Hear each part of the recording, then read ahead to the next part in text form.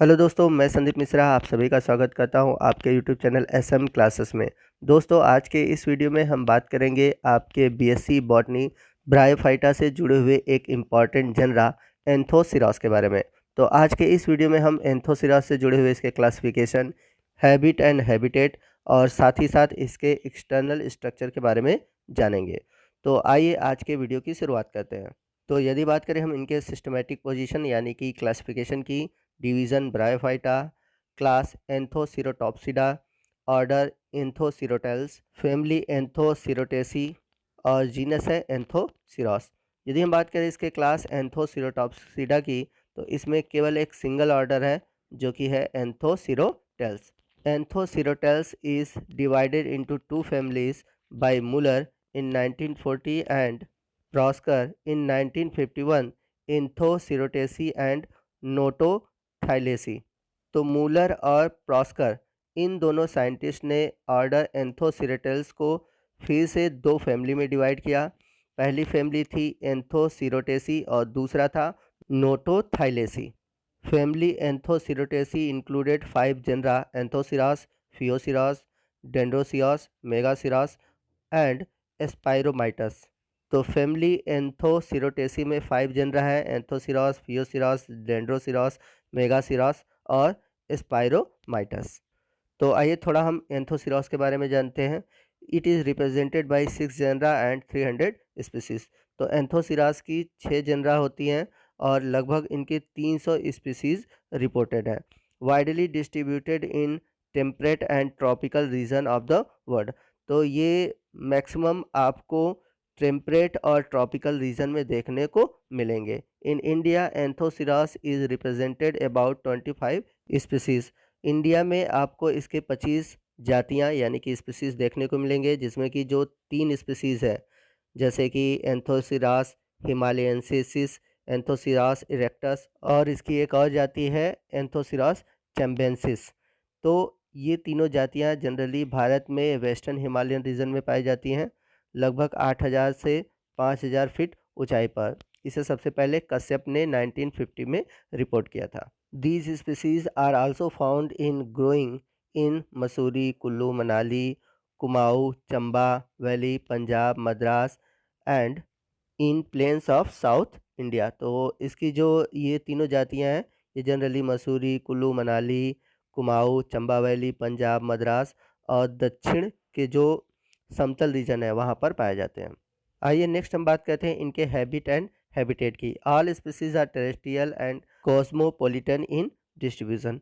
तो इसकी अधिकतर यानी कि सभी जातियां जो हैं वो टेरेस्ट्रियल होती हैं और कॉस्मोपोलिटन यानी कि सर्वव्यापी होते हैं। The species grow in very moist and सैडी place like slopes, rocks और साइड ऑफ डीचेस। यानी कि इसकी जो जातियां होती हैं जनरली आपके बहुत ही मॉइस्ट प्लेस में जहाँ पर छाँव होता है वहाँ पर पाई जाती है, जैसे कि स्लोप है, रॉक है या फिर जो खाई के किनारे हैं उन सभी जगहों पर पाए जाते हैं। Some species are found growing on decaying wood. इसकी कुछ जातियां ऐसे स्थान पर पाई जाती हैं जहां पर कि लकड़ियां सड़ती या गलती हैं। तो ये चीज़ रिपोर्ट किया था कैवेस ने 1911 में। द स्पीसीज ऑफ एंथोसिरास में बी पेरेनियल ORR एनुअल। तो इसकी कुछ जातियां जो होती हैं वो होती हैं बहुवर्षीय, जैसे कि एंथोसिरास हिमालयनसिस, और कुछ जातियां एक वर्षीय होती हैं जैसे कि Anthoceros erectus. Unlike other bryophytes, Enthosiras is usually not well adapted to resist dry condition। तो दूसरे अन्य ब्रायोफाइट्स की तरह जो एंथोसिरास होती हैं, ये जनरली जो रेजिस्ट ड्राई कंडीशन है उसको अडॉप्ट नहीं कर पाती। आइए नेक्स्ट हम बात करते हैं इसके एक्सटर्नल फीचर की। तो अगर हम बात करें प्लांट बॉडी की, जो जनरली हम प्लांट बॉडी देखते हैं वो गैमेटोफाइट होता है, फ्लैट होता है, डॉर्सी वेंट्रल होता है, यानी कि इसकी जो बॉडी होती है वो चिपटी होती है। ऊपरी पार्ट जो होता है वो डॉर्सल होता है और निचला सिरा वेंट्रल होता है। प्लांट बॉडी थैलॉइड होती है। थैलॉइड का मतलब no differentiation of true root stem leaf, यानी कि इनमें वास्तविक रूप से जड़, तना और पत्तियों का अभाव होता है। इनका जो थैलस होता है वो प्रोस्टेट होता है, यानी कि ज़मीन पर फैला हुआ होता है और इसका जो थैलस का कलर होता है वो होता है dark green colour. Colony is rosette like branching dichotomous. तो इनकी जो कॉलोनी होती है वो रोज़ के पेटल की लाइक होती है, अरेंज होती है, ठीक है। और इसमें जो ब्रांचिंग होती है वो डाइकोटोमस होती है। तो डाइकोटोमस क्या होता है, यहाँ आप फिगर में देख सकते हैं कि जैसे ये थैलस है ऊपर की ओर जाकर 2 पार्ट में डिवाइड हो गया, ठीक है। तो ये डाइकोटोमस हो गया। The thallus is bilobed. तो एंथोसिरॉस की एक जाति हिमालयनसिस, जैसा कि आप फिगर में देख सकते हैं, ये आपको बाइलोब दिखाई दे रहा है, ठीक है, जिसको हम डाइकोटोमस ब्रांचिंग भी कह सकते हैं। और इसकी कुछ जो जातियाँ होती है वो पेनेटली ब्रांच होती हैं। पेनेटली ब्रांच का मतलब होता है कि जैसे लीफ जो होते हैं, राइजेज होते हैं, कुछ उस तरह की पत्तियों की तरह, मतलब क्रम में दिखाई देते हैं, जैसे कि एंथोसिरॉस हेलाई में। Mature thallus has many erect elongated and cylindrical sporophyte. तो जो मैच्योथैलस होते हैं उनके पास ढेर सारे ऊपर की ओर उठे हुए लंबे और सिलेंड्रिकल सेप्ट स्पोरोफाइट होते हैं, जैसा कि आप फिगर में देख सकते हैं, लंबा सा ऊपर की ओर सिलेंड्रिकल सेप्ट आपको स्पोरोफाइट दिख रहा होगा। तो मैच्योथैलस में आपको स्पोरोफाइट देखने को मिलते हैं। The thallus is thick in the middle but without well defined midrib. तो इनके थैलस के बीच में मोटा मिडिल रीजन पाया जाता है, बट इनमें मिडरिप नहीं पाया जाता, जैसा कि पीछे हम लोगों ने रिक्सिया और मार्केंसिया के केस में देखा था। The dorsal surface of the thallus में बी स्मूथ।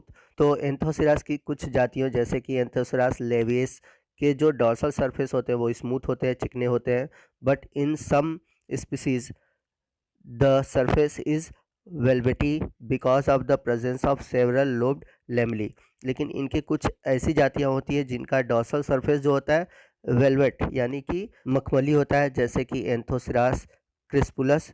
और कुछ ऐसी जातियाँ होती हैं जिनकी जो डॉर्सल सरफेस होती है वो रफ होती है due to presence of spines and ridges.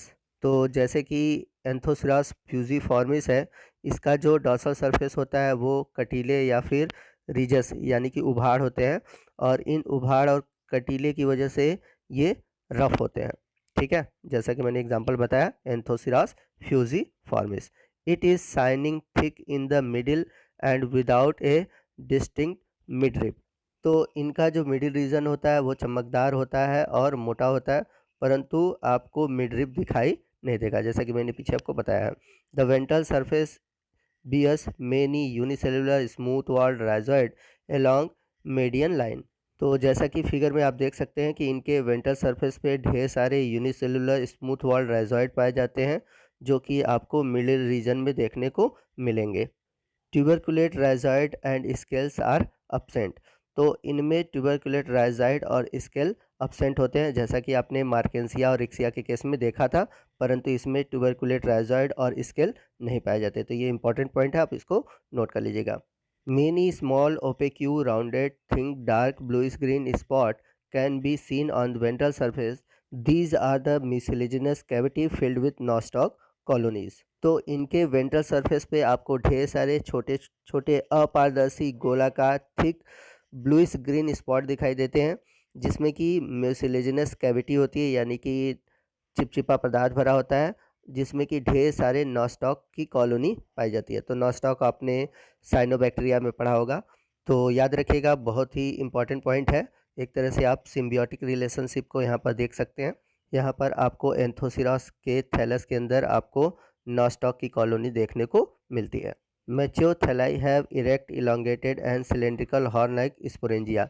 तो आपको इसमें मैच्योथैलाई में, जैसा कि मैंने पीछे बताया था, कि उठे हुए इलोंगेटेड सिलेंड्रिकल स्पोरेंजिया दिखते हैं, ठीक है, जो कि हॉर्न लाइक यानी कि सींग के आकार के होते हैं, इसलिए इसे हॉर्नवर्थ भी कहा जाता है। तो याद रखिएगा कि इन्हें हॉर्नवर्थ क्यों कहा जाता है, क्योंकि इनमें जो स्पोरोफाइट है वो हॉर्नी लाइक स्ट्रक्चर दिखता है।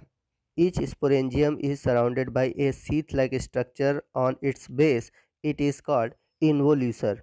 तो आप चित्र में देख सकते हैं कि जो स्पोरोफाइट है उसके बेस पर आपको एक सीथ यानी कि एक संरचना दिखाई देगी चारों तरफ घिरी हुई, जिसे हम इन्वोल्यूसर कहते हैं। तो दोस्तों ये था हमारा आज का वीडियो। आपको आज का वीडियो कैसा लगा आप कमेंट करके ज़रूर बताइएगा। वीडियो अच्छा लगा हो तो वीडियो को लाइक और शेयर करना मत भूलिएगा।